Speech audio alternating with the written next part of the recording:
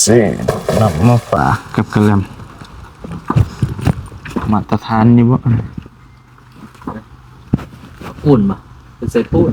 ปูนมาเล็กกับปูนตอกทุกขอกันที่ไหน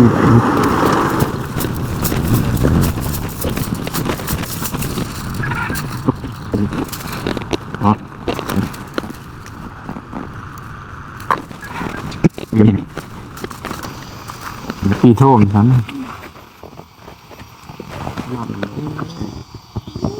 เดิน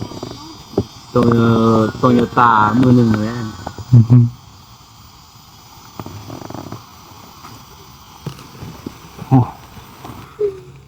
เบิดนี่ว่า100มันเยอะกันเดียวนึงแต่ว่าเพิ่นแถมให้2กระตาเนาะประมาณ60อย่างเนาะพอดี535ล้านนับเบิ่งโดยเฮียนห้องได้เลยจ้ะ2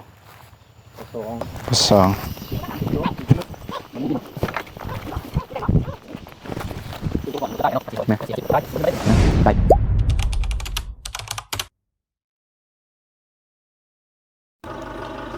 เปิดภาพมาบัดนี้ก็บ่มีเดินทางมาเพื่อนใหม่เนาะว่าเบิ่งสร้างแล้วก็ให้เพิ่นมาเสียหญ้าให้เนาะ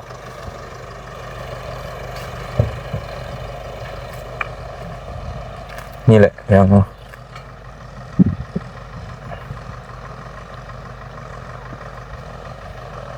เสียหญ้ากาแฟให้ตอนนี้กาแฟเฮาก็กำลังใหญ่เนาะมากำลังตึงเพราะว่าบำรุงเรื่อยๆนะก็กำลังกินข้าวตอนนี้สบายดีเด้อสบายดี ลูกสาวมานำมันเดียวกันเป็นไงเนาะเสียเนาะเสียหญ้าให้เงาเสียหญ้าแล้วก็ถ่ายเดือนก็ใส่ปุ๋ย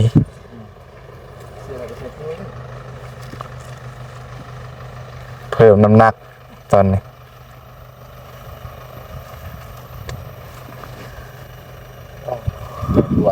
ติดลิ้นจี่เรียบร้อยแล้ว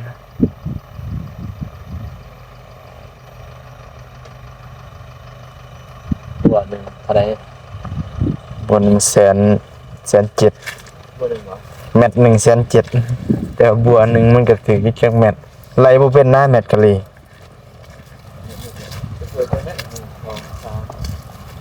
แม่ป้ายวงหนึ่งเป็น400,000ป้าย400,000 800,000ใหญ่แน่ก็แพงขึ้นอีกอันนำมาให้ผม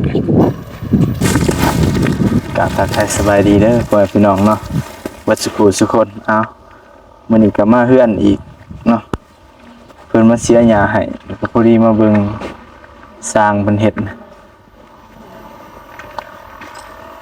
สบายดีเด้อเป็นยังกินข้าว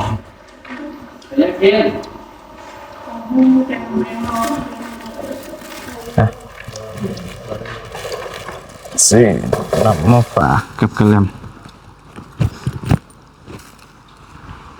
สร้างบ่อยู่ปะ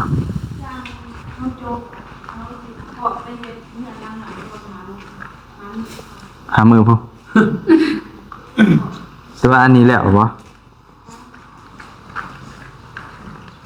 แล้วเลยเนาะ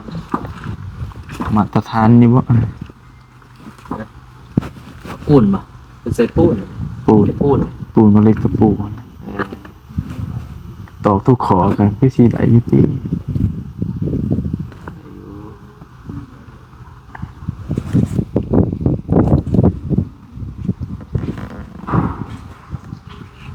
เอาบริษัทยังมันหนักนะมันก็ได้อีกแน่นแข็งดี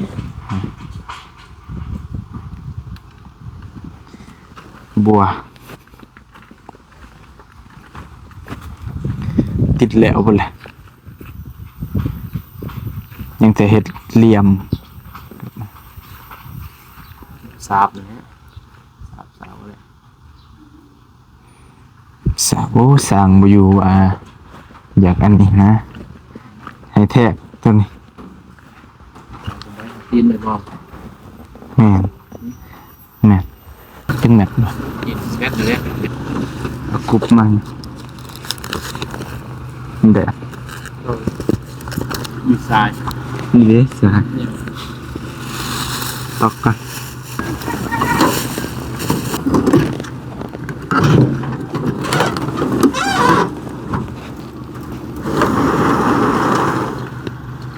ไหนเออ จังว่า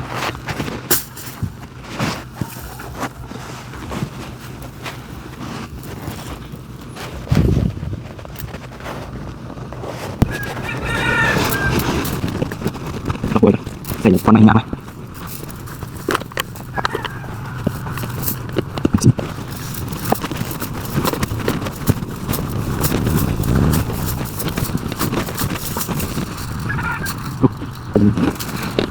อ๋อ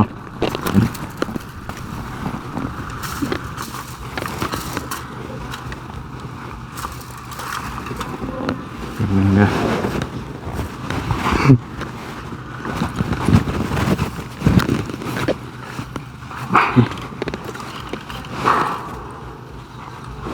ใส่ตัวนี้ซะอ๋อดึงเขาอัน เจ๋ นี้ ง ครับ เปื่อยเนาะ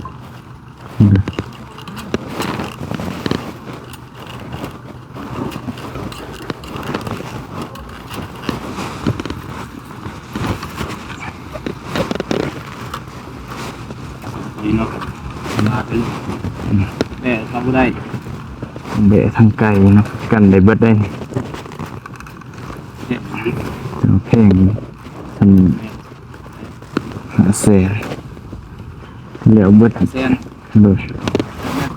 นี่เบิดนี่โยละมันจะบไหวยเนาะ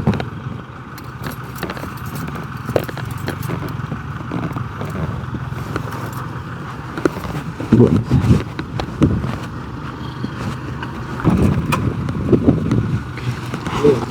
พอดีคักยูบอ่ะนั่นรถใครออกใครเข้าก็งัวบุ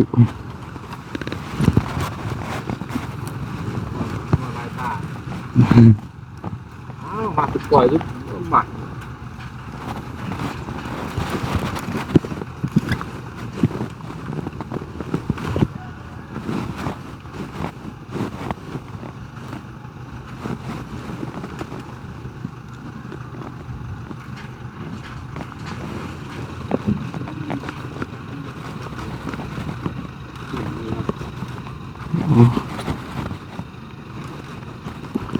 เลยเป็นเห็ดจะได้อีกครับ จะพูดนะติดไปหนักครับ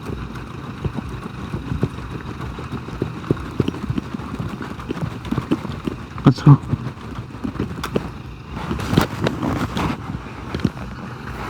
ไว้เต้น เป็นอย่างนี้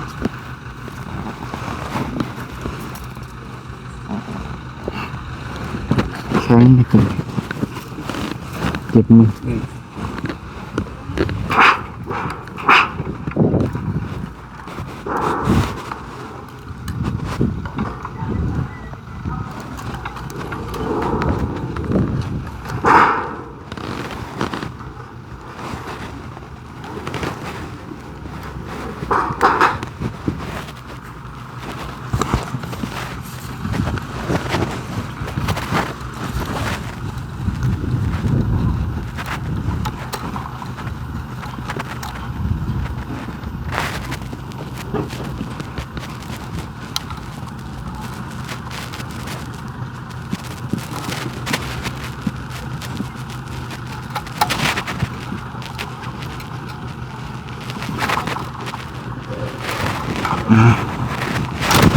สุกเสริญสัวข้าว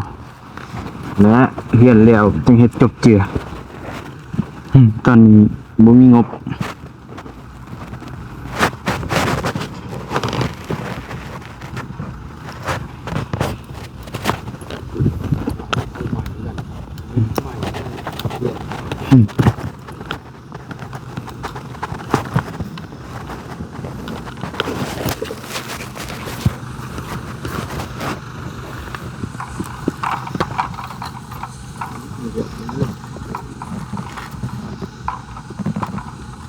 มีมาดูเนาะเอาเลยเนาะ นี่ดู เปิดไปเลยจ้ะ นี่ทบตะปูลงไป สร้างมากมันได้จะเก็บเนี่ยออกอยู่เห็นมา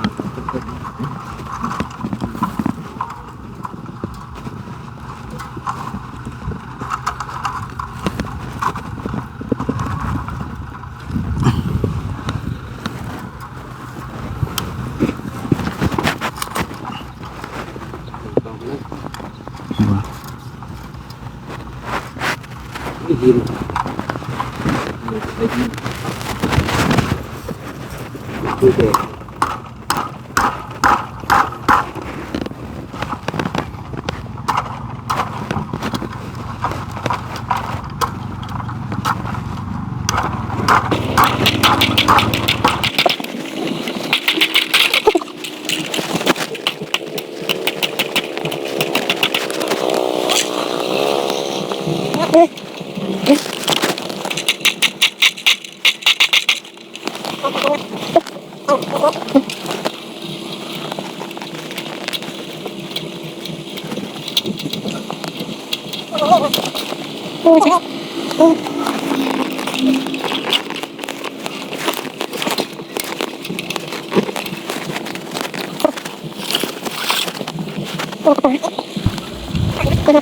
พี่น้องเนาะมาจอบเฮือนแล้วก็ให้เพิ่นมาเสียหญ้าให้แล้วก็สิไปต่อพอดีเบียร์กาแฟเบิดคือเฮาเว้ามื้อนั้นเนาะก็สิไปซื้อเบียร์กาแฟมา3อยู่สวนก่อนสวนในเตียงนั่นแหละเนาะเบียร์เบิดพี่น้องเนาะซื้อมาประมาณ 6,000 ปลายแต่ก็บ่พอ 7,000เลยเนาะเบิด 7,000เลย พอเลยเนาะ โดยไปนี่แต่ไปต่ออยู่พุ่นแล้ว ไป ใช่ คนนี้ โอ้มาแล้วมาแล้ว เสียยังมาพาเราซะได้ อย่าได้ไม่เป็น โดยยังจะเอาเราออกไปเอ้าเราอยู่กับหลาน เลยเนาะ เราจะมีให้งานอยู่บ้าง มีมืออื่นก็ได้กันนะเดี๋ยวเราเองเล่นกันไหมเอาอย่างงานเพื่อแต่บ้านเอาเจ็บอย่าง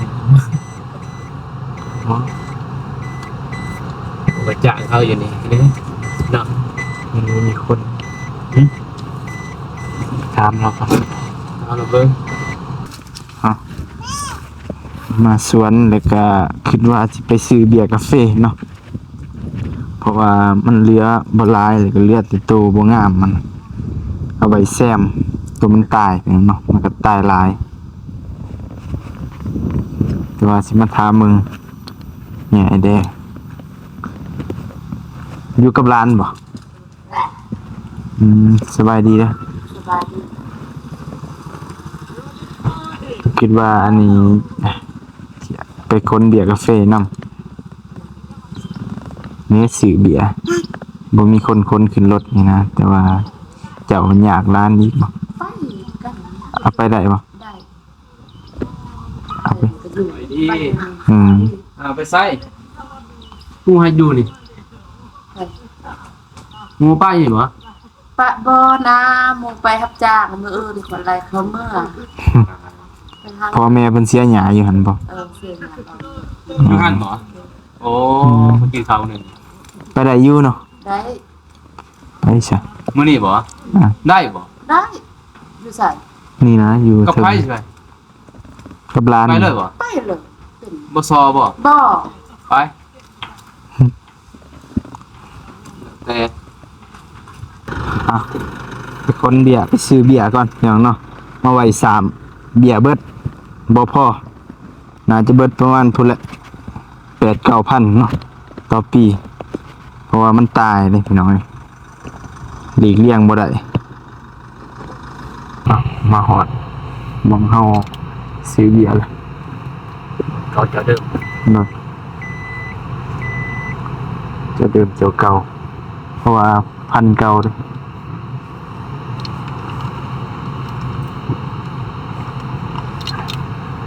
มาเปิดผามามันนี่เบียร์กาแฟเนาะแต่ว่าเพิ่นเลือกคายไปเบิดเลยเหลือแต่เบียร์หน่อยคือเก่า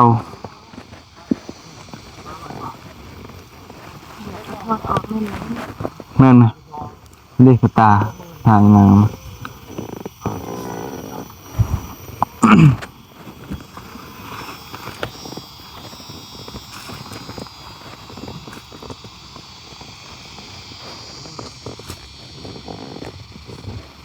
เขาต้องหาร้อยเบียร์ร้านนี้แหละคือเนี่ย เอาเมื่อแล้วก็หด หดเอา นั่นน่ะ เอาปุ๋ยหดใหญ่บ่นั้นน่ะ นี่ของกูตัวนี้ได้ไง เอาตัวงามแน่ กูติ๋มพี่แม่กำลังใส่ปุ๋ยลงสักคน บ่ทันได้กินซับ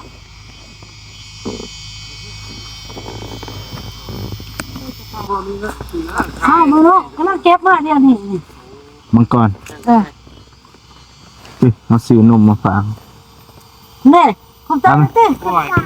โอ้ยขอบใจก็อยู่แจ้พุ่น โอ้ให้แม่ตัวให้ ตอนนั้นยังบ่ทันเลย ขอบใจบ่นี่ ยังพี่หนา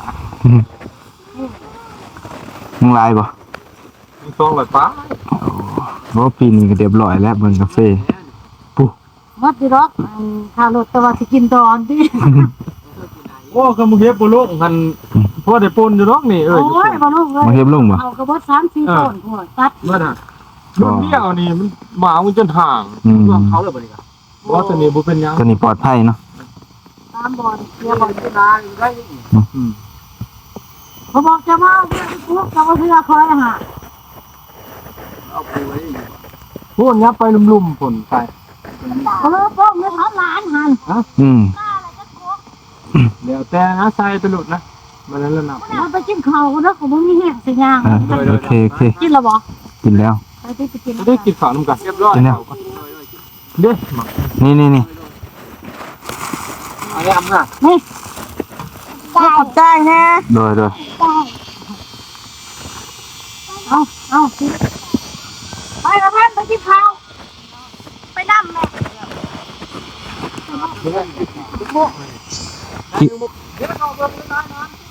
โดยโอ้ สายพันธุ์ใหม่บ่หรือสายพันธุ์เดียว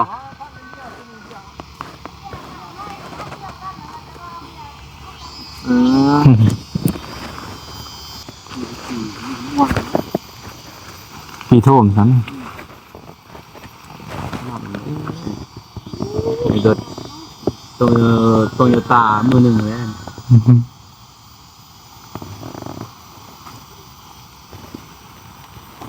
สนับดีๆเนาะกกบักใหญ่กก5-6 โล พันประตูไว้ นี่นะตัวนี้ปีนึงตัวนี้ถ้ามียังเกิดขึ้น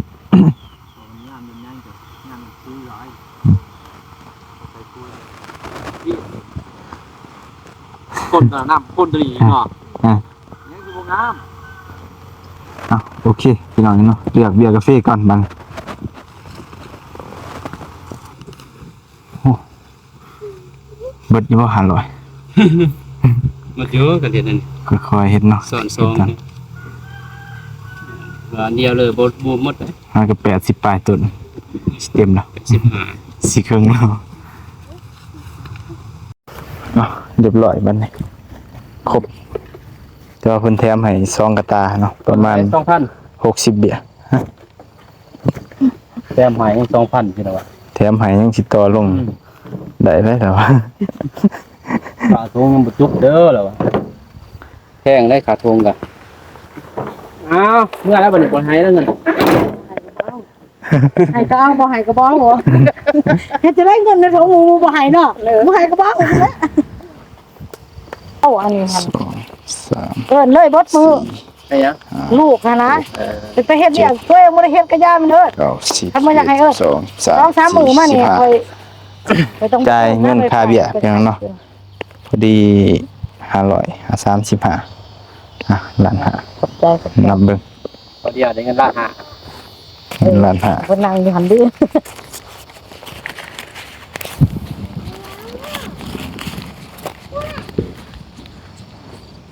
เราเบื่อครบ ครบบ่ ครบแล้วนี่จะได้กระไดนี่ ไป พอให้ต้องเขาจ้างเขาแม่นขั้นหนึ่งก็200,000 1,000ก็200,000บ่ แม่นจะเขาให้ โอ้ มีแต่ว่าเบี้ยเฮาบ่ให้เขาใส่เพราะว่าเฮาอยากเขาทบหากมันเด็กเขาใส่เองเขาใส่เองเป็นนี่ละเนาะ ไกลเอ้าให้ค่าสวย ไปเจ้า ใช่ ด้วยเอ้า วันนี้เอาเงินทิปขายไหม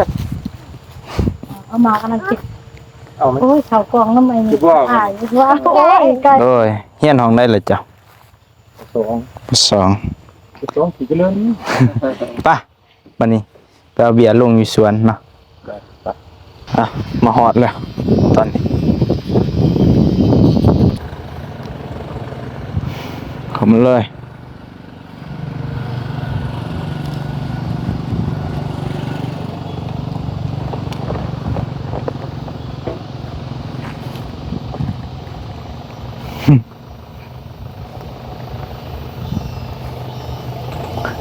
หยุดโอ้ไปนาก่อนหยุดเอาโอเคเอาเบียร์ลงก่อนพี่หน่อยเนาะบัดน นี่บ่ พี่เอาลงพี่ซะ โอ้ยลงมาเนี้ยวนี่ ได้บ่ กินน้ำไข่ตู้ บ่เอาแนวมาค้นหน่อยนะกระคุกระแข้ง นี่บ่บ่ได้สิใบ นี่แหละเอาไว้พี่ซะ เราถีบ โดย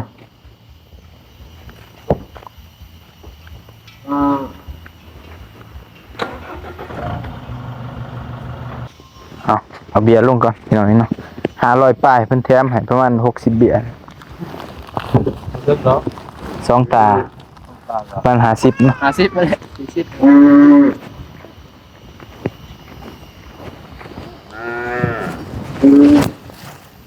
ตาได้ใบจับได้เป็นบ่คือเสือตา บ่ไหวบ่บ่มีบ่กระตาย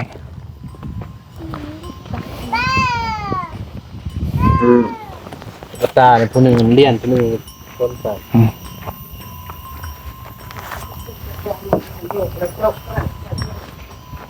จับ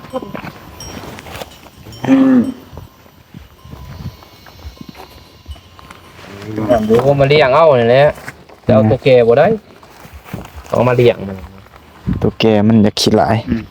ขี้หลายแหละเอามาบำรุงแกมันก็ ได้ยังลายเนาะ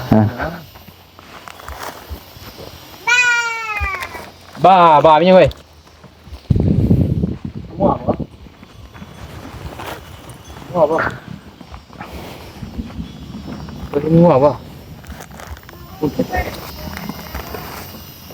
นี่ก็ยากหา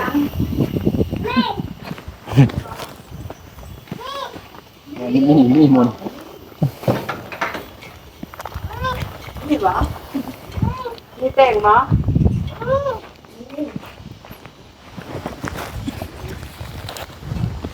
ตื่นตัวก่อนมันก็เพื่อใต้แน่เนาะ54,500 แม่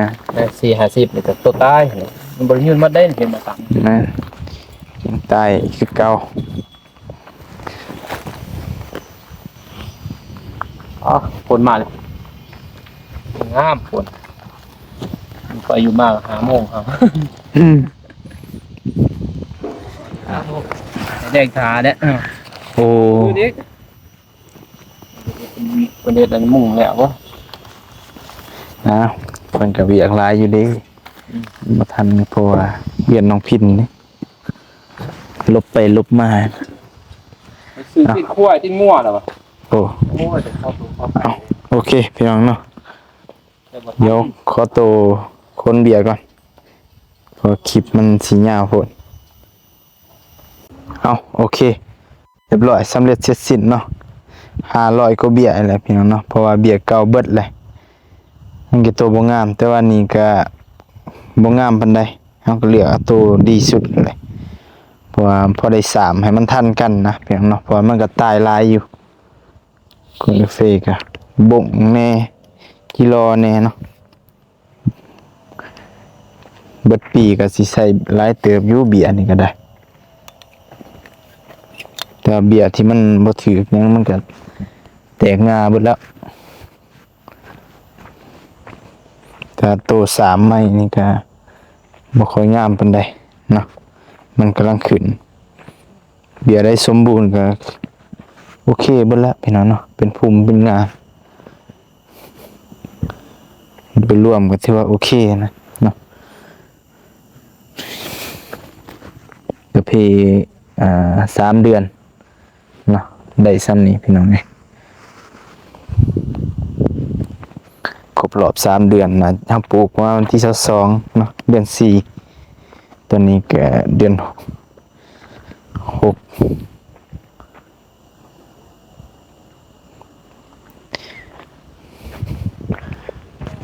มองได้อันนี้ก็งามแน่